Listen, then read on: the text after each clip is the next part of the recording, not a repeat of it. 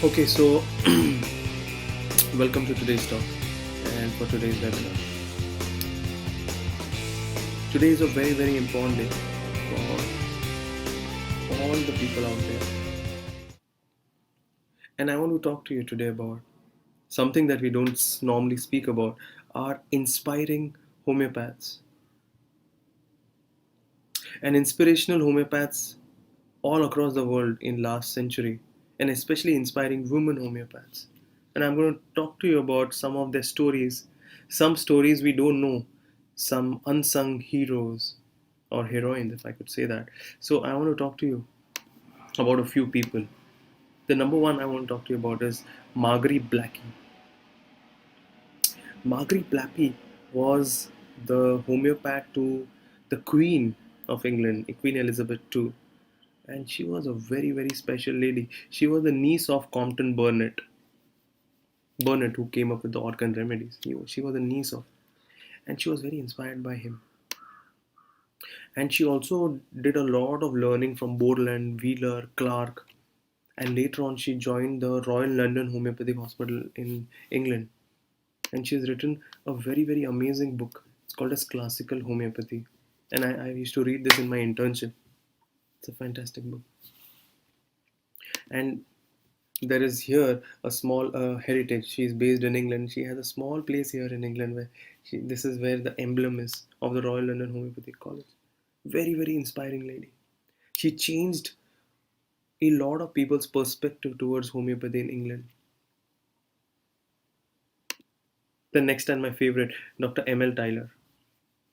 When I give lectures in my courses, I often ask homeopaths, who will be the next M.L. Tyler of homeopathy?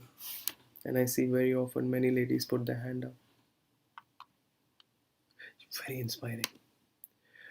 The thing about her that I always remember, she used to say this: read a drug every night before retiring. सोने के पहले एक दवा जरूर पढ़ना. And her materia medica is an absolute gem. One day, when I was an intern, I used to learn from Kolkata, and Dr. Sarkar used to tell me, if there is one homeopathic book you should read, it is M.L. Tyler. I asked why. He's told me it is the only book where you will get Kent, you'll get Clark, you'll get Nash, you'll get Hahnemann, you'll get everyone. Everyone's story is given in Tyler. And the thing that I like about her, she had attitude. She had something in her. She had some gumption. And she writes in her Materia Medica about in Rosera, she writes, a few years ago I came to a startling conclusion that only two people who really knew anything about Rosera were Samuel Hahnemann and myself. Can you imagine her attitude? She would work so hard and she found out that Rosera is a remedy which is not only for cough but especially TB of the bone. That is a main remedy. Interesting. And she went everywhere to learn. She went to America as a young girl and she tried to learn from Kent, but she never could meet Kent.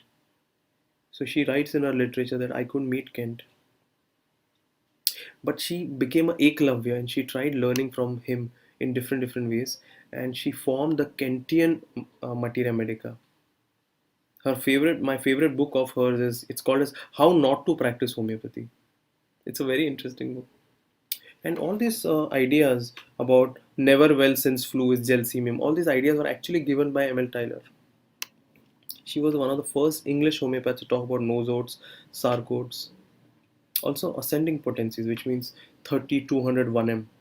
This kind of ascending potencies was started by M.L. Tyler. So, huge inspiration in homeopathy. She's one of the tallest leaders of homeopathy we have. Next, we'll talk about Dorothy Shepherd. And Dorothy Shepherd was based in Edinburgh in England.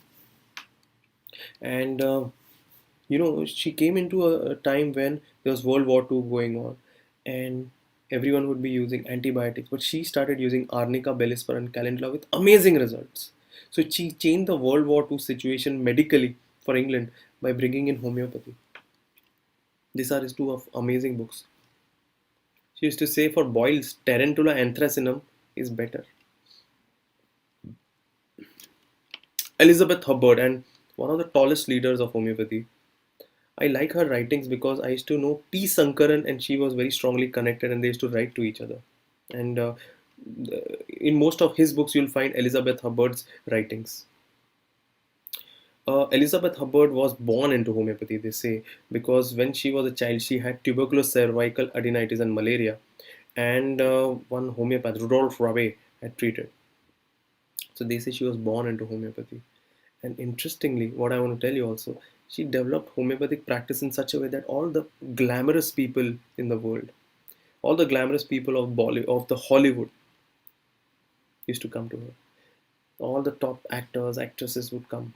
So she was the homeopath of the rich and the famous, they say.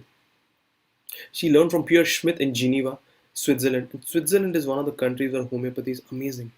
If there is one country other than India where homeopathy is amazing, it's Switzerland. Pierre Schmidt. And there's a very interesting story. I like this story a lot. And you must have read the book Psyche and Substance by Edward Whitmont. And he was basically an anthroposophical person. And he met her once. And he thought that I will convert Elizabeth Hubbard into anthroposophical medicine. But what happened towards the end of their conversation is he got converted into homeopathy. And Edward Whitmont then became a very fine homeopathy. His literature is very well known. She had this kind of thing where she changed the mindset of people all across. Just see the power, the strength in these ladies. She was the president of American Institute of Homeopathy. Imagine. This I want to tell you that countless homeopaths, and these are just few, all across India. I knew in my college there was a Dr. Vijay Vaishnav's wife, Dr. Daksha Vaishnav. She was an inspiration for us. I know in Mumbai we have Dr. Parina Zumranwala, we have Dr. Divya Chabra, we have and many homeopaths whose name I may not remember, but people are doing amazing work. And today's women, you are graceful, ambitious, calm, affectionate, influential, strong-willed, beautiful, strong, independent, powerful. I want to tell you that women can never be equal to men because they are superior. They are superior, hands and shoulder above men in all aspects. It's just for them to become aware about this. I want to tell you that you are much more superior. So to the strong, independent woman 2019, mera salam, and I wish you a beautiful year ahead, and use this as a motivation to go ahead. Write to me.